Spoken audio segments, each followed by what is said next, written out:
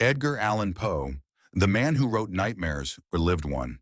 In 1836, the 27-year-old literary genius married his cousin, Virginia Clemm.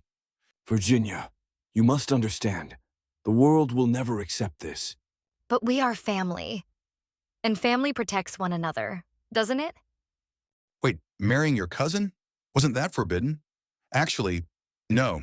In Poe's time, cousin marriages were common, even among royals. But a grown man wedding a child?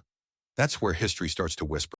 Cousin marriage was legal and fairly common, especially for families guarding their wealth or status. But marrying a 13-year-old? Even then, eyebrows were raised. The average bride? Early 20s. In many places, the law allowed girls to marry once they reached puberty, because that was considered the start of womanhood. Even now, cousin marriage is legal in most of the US and much of Europe.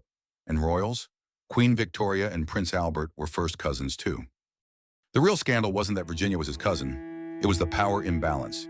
If she was truly 13, this wasn't forbidden by law, but by conscience. And even then, people talked. But seriously, was Poe a genius or a monster? After Virginia's father vanished and her mother struggled in poverty, marrying Poe may have been her only way out. Her mother, Maria Clemm, pushed the union, maybe to protect her daughter, maybe out of desperation. Poe, on the other hand, was penniless, heartbroken, and obsessed with purity. He called Virginia Sissy, treated her like a muse, like a child. Some letters showed tenderness, others, something more haunting, an eerie kind of dependency. Poe's enemies called him a manipulator. His supporters swore she was older, maybe 16, maybe 18. But why then? Did their marriage certificate say she was 21? What was he hiding? Whatever their relationship truly was, tender or tragic, it ended too soon. Virginia died at 24, and Poe was never the same.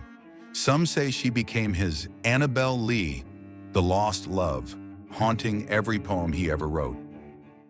Let's be real. Love doesn't always play by society's rules. Even now, people marry their sugar daddies or mommies. Big age gaps still happen. The only difference? Today it's wrapped in Gucci, filtered through Instagram, and backed by prenups. And cousin marriage? Let's not act like it's some crime against nature. History rolled its eyes at this. Pharaohs married sisters, Victoria's brood ruled Europe, kings kept crowns in the family, villages married within valleys, and somehow humanity survived. What's really thinning the gene pool? The microplastics in our children's blood, the pesticides in our wheat, the screens we stare at more than stars, and the world spun on. So, was Poe a villain, a victim of gossip, or just a man of his time? One thing's for sure, his most controversial story wasn't fiction, it was his life. And the truth?